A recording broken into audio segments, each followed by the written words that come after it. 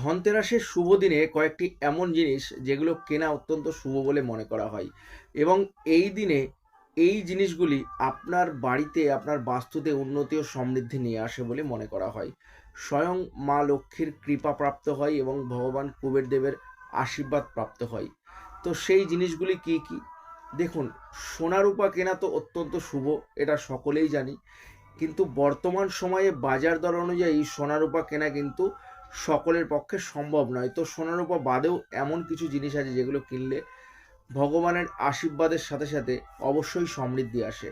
সেই জিনিসগুলি কি কি? এক নম্বরটি হলো গোটা ধনে, এই দিনে কেনা কিন্তু অত্যন্ত শুভ। দু নম্বর হলো লবণ, সামুদ্রিক লবণ যতটা পরিমাণ পারবেন অবশ্যই কিনে রাখুন, এটা কিন্তু অবশ্যই সমৃদ্ধি নিয়ে আসে। এবং তিন নাম্বার, গোটা হলুদ কিনতে পারেন, যেটা অত্যন্ত শুভ এবং প্রাপ্তি বলে মনে করা হয়। চার নাম্বারটি হলো ঠাকুর ঘরে কাজে লাগে বা ঠাকুরের বাসন, যেটা তামা কাঁসা বা পেতলের যদি হয় অত্যন্ত শুভ বলে মনে করা হয়। এবং পাঁচ নাম্বার, ঝাঁটা কেনা এই দিনে অত্যন্ত শুভ বলে মনে করা হয়। অবশ্যই এই জিনিসগুলি কিন্তু কিনতে ভুলবেন না। যদি ভিডিওটা ভালো লাগে অবশ্যই শেয়ার করবেন।